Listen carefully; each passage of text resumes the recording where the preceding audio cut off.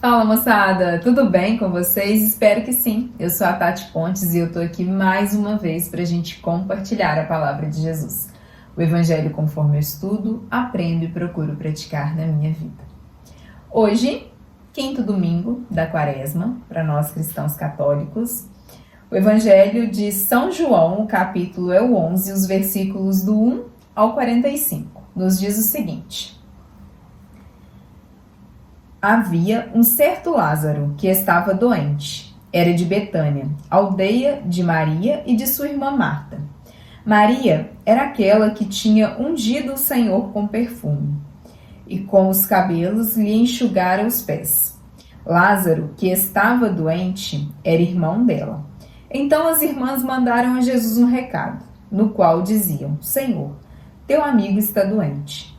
Quando soube disso, Jesus disse: essa doença não é para a morte, e sim para a glória de Deus, para que o Filho de Deus seja glorificado por meio dela.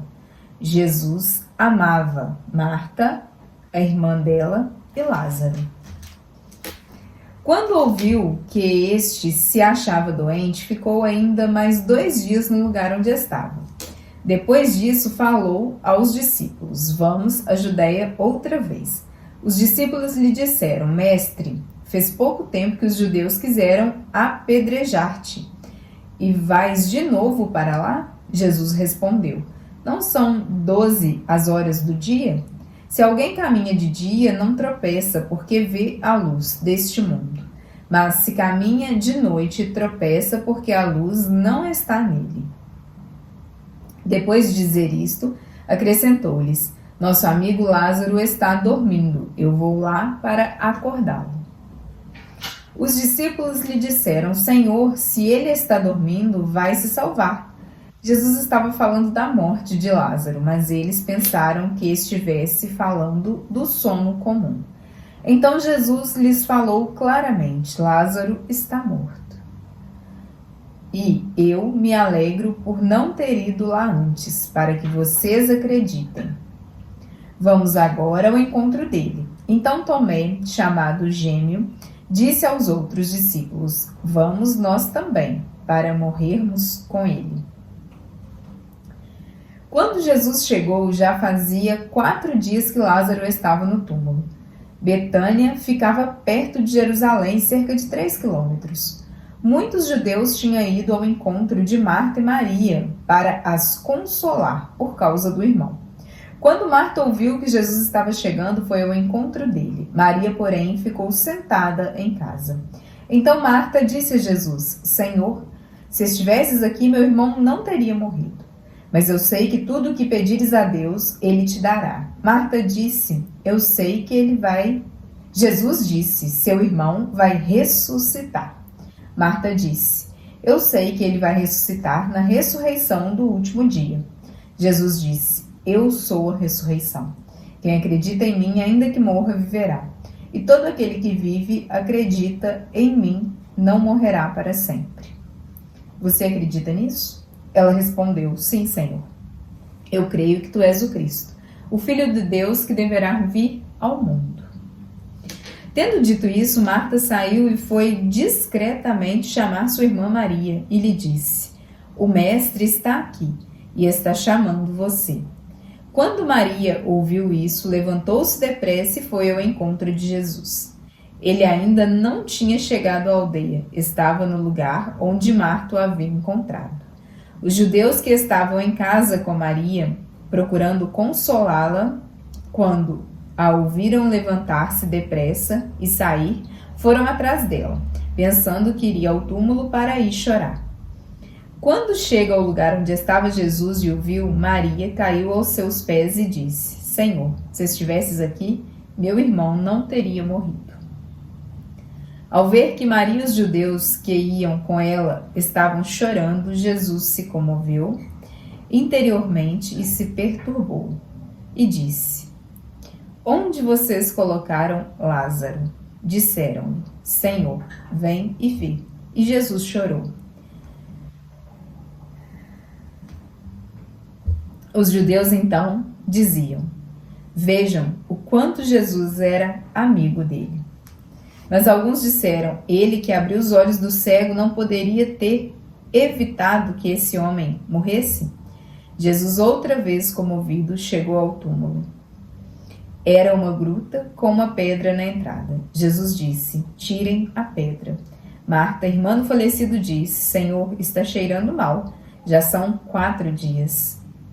Jesus disse: eu não lhes disse que se acreditar você verá a glória de Deus? Então, tiraram a pedra. Jesus levantou os olhos para o alto e disse: Pai, eu te agradeço, porque me ouviste. Eu sei que sempre me ouves, mas falo assim por causa da multidão que está presente, para que todos acreditem que tu me enviaste.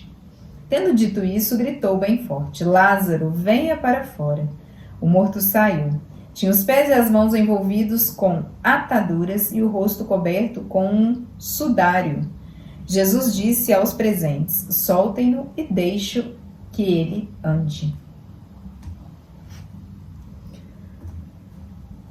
Muitos dentre os judeus que tinham ido à casa de Maria e viram o que Jesus havia feito, acreditaram nele. Eu acho lindíssimo esse evangelho da ressurreição de Lázaro, desse sinal da ressurreição de Lázaro, porque todos sabemos que depois Lázaro morreu naturalmente, como todos nós um dia morreremos. E essa ressurreição nos mostra o sentido de tudo, né? A nossa morte não é o fim para aquele que crê, como Jesus aqui bem nos disse. Marta e Maria, quem nunca, né? Vamos combinar. Quem nunca? Eu sou próxima dele, eu sou amiga dele, ele fez tanto por tantos estranhos, por mim não vai fazer? É óbvio, né? Que eu pensei em precisar, ele tá aqui comigo. E é a mesma coisa que a gente escuta nos dias de hoje. Fulano tá sempre na igreja, fulano tá sempre servindo, fulano tá se doando. Então esse aí não acontece nada com ele. Porque a nossa fé é rasa. A nossa fé, ela é um grãozinho mesmo de nada. Não é nem de mostarda não, porque o de mostarda Jesus já falou que se a gente tiver como de mostarda, a gente move montanhas, né? Mas a nossa fé, ela é muito rasa. É uma fé infantil de achar que por estar na presença dele, por ser amiga dele, eu não terei aflições.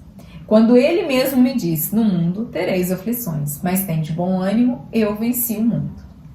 Esse evangelho da ressurreição, humanamente, ninguém pode julgar Marta e Maria, porque nós também faríamos esse questionamento, né, em cada um de nós.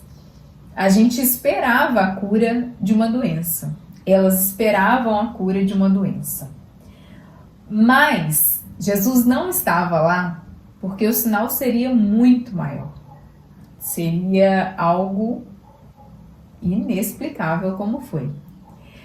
Quando Jesus escolhe nos tirar do mais profundo da nossa dor, é necessário que a gente passe por algumas tribulações, por algumas lutas, por algumas podas. É necessário que a gente saia da zona de conforto para viver o extraordinário. Jesus me mostra e me fala claramente isso todos os dias da minha caminhada, todo santo dia. É necessário o desconforto. O conforto, a zona de conforto, aquela sensação de que tudo é do jeito que eu quero, isso nos limita a viver o extraordinário. Isso nos prende ao que todo mundo pode fazer, ou todo mundo pode ver, ou é questão de tempo. Ou o jeitinho brasileiro, ou é só fazer isso que você chega mais rápido. Essa fé rasa nos limita a isso. Mas acreditar que o sinal é muito maior do que eu espero, é muito acima de tudo que eu estou vendo, e isso nos faz experimentar o extraordinário, o diferente, né? Aquela história que não é igual a de ninguém, é aquela história preparada por ele que é a sua. Sim, ele curou cego, curou coxos, como as meninas aqui bem falaram, né? Como os judeus ali questionaram, como ele gosta tanto, ele até chorou pelo amigo dele e não estava aqui nesse momento. Por que ele não estava aqui nesse momento? Ele curou cegos, fez isso, fez aquilo outro, por tantos às vezes mais afastados, desconhecidos dele, e com a gente nesse momento ele não estava. Porque era necessário que fosse maior. Então sim, eu, você, teremos momentos de dor, de doenças, de sacrifícios, de perdas na vida, de desconforto. Mas a nossa clareza de que o nosso amigo, sim, porque ele é o nosso melhor amigo, está no controle da nossa vida, a gente precisa acreditar na ressurreição de cada situação, na elevação de cada situação. Nenhuma doença é para a morte, nenhuma doença é para a morte. Porque ele mesmo nos diz: eu sou a ressurreição. Quem acredita em mim, ainda que morra, viverá. E todo aquele que vive e acredita em mim, não morrerá para sempre. Esse versículo 25 já falou várias vezes, grandemente ao meu coração. E uma delas, um testemunho que eu já dei algumas vezes, mas que todas as vezes que eu escuto me toca profundamente, me emociona profundamente.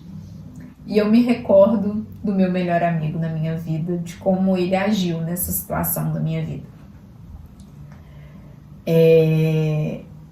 Passei por um momento de dor muito grande num diagnóstico do meu pai. E eu sempre orava pela cura física daquela doença.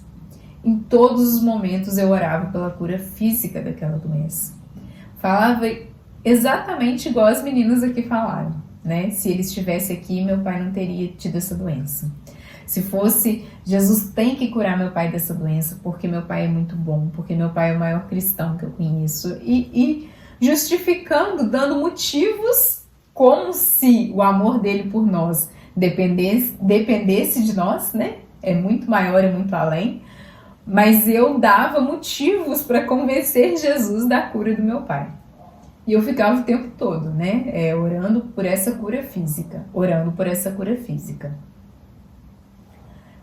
E quando de tanto eu falar das qualidades do meu pai, das virtudes como cristão que meu pai tinha, eu acabei, e buscando resposta aqui, eu acabei me convencendo de quão maravilhoso ele era e quão amado ele era, por ser tão bom como eu sabia e como eu sei que ele é. E num determinado momento, orando por essa cura física, Deus me mostrou que, na verdade, eu queria o meu conforto. Eu queria não perder o meu pai fisicamente, eu queria meu pai do meu lado. Eu queria que meu pai não morresse. E aí Jesus foi me mostrando que o meu amor ele estava um tanto quanto egoísta. Eu não podia escolher para um semelhante meu, para o meu pai ou para o meu irmão, né, de caminhada, meu irmão em Cristo. Eu não poderia escolher para ele uma dor, um sofrimento, baseado no amor que eu sinto. E quando Jesus me mostrou aqui que ele é a ressurreição, quem acredita em mim, ainda que morra, viverá. Nenhuma doença é para a morte, porque se eu acredito nele, eu vivo. A morte física, ela é uma passagem. E ele me mostrou isso lindamente. Foi quando eu comecei a orar pela cura. Não para que meu pai não morresse, e sim para que ele fosse realmente curado. Curado de toda enfermidade, de tudo que afastasse ele do amor de Deus. E sim, ele foi. Essa doença não serviu para a morte. Para a honra e glória do Senhor, a gente viu a cura física do meu pai aqui na terra, mas também a espiritual.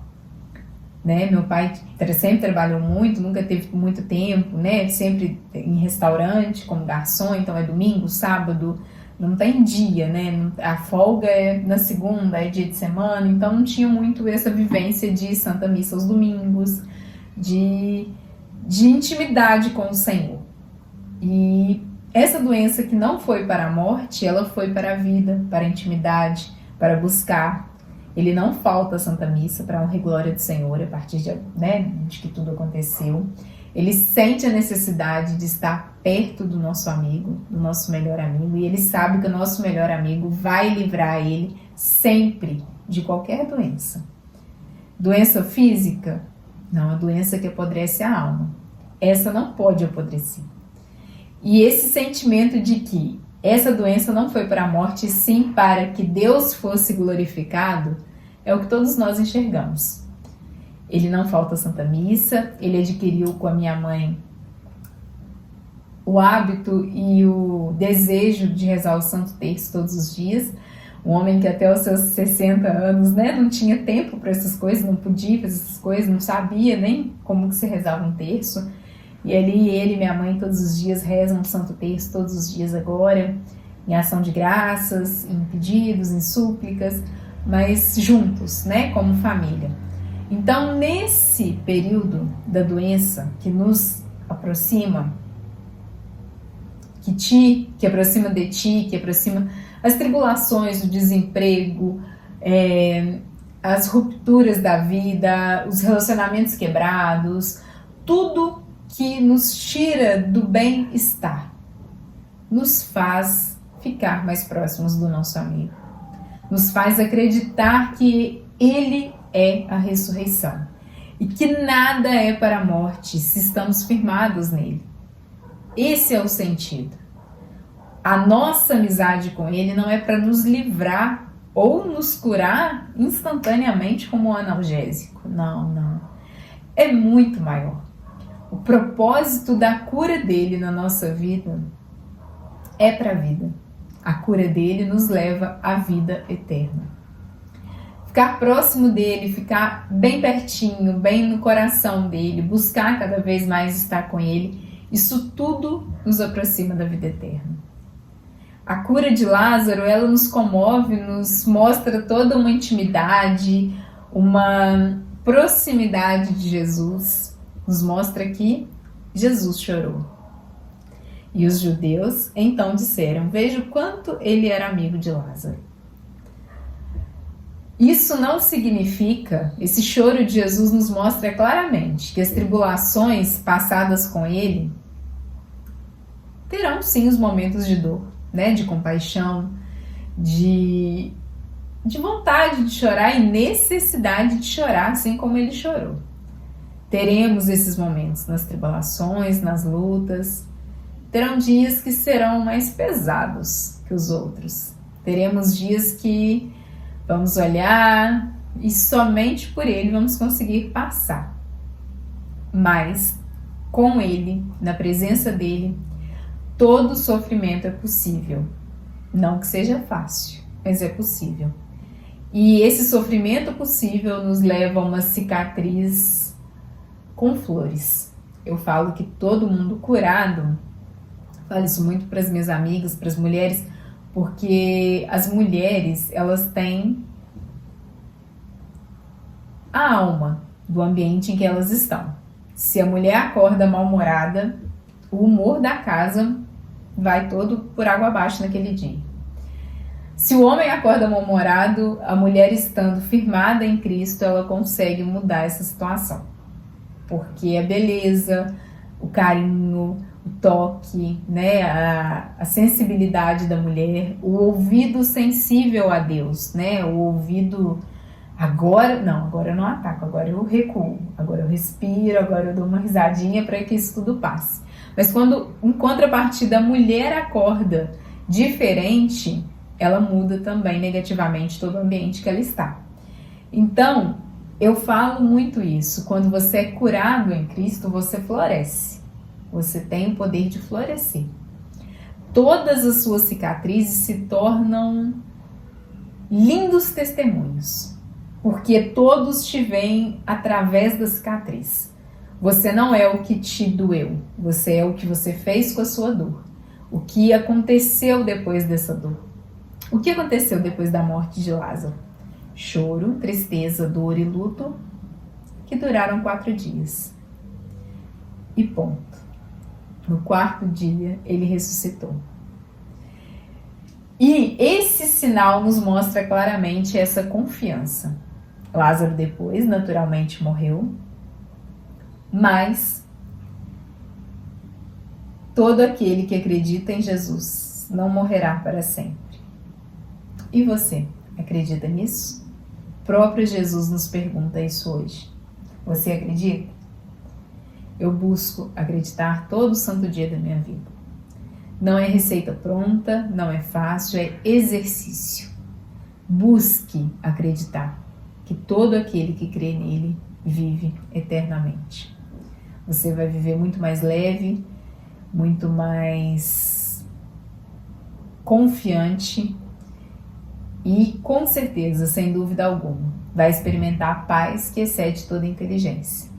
Tá tudo muito complicado, tá tudo muito difícil, mas a paz que excede toda inteligência me garante que com ele, por ele, para ele, eu vou viver eternamente. Amém. Que essa seja a nossa busca diária, hoje, em todos os dias da nossa vida. Que a nossa doença não seja para a morte, e sim para a vida eterna. Tenha uma excelente semana, moçada, e até semana que vem.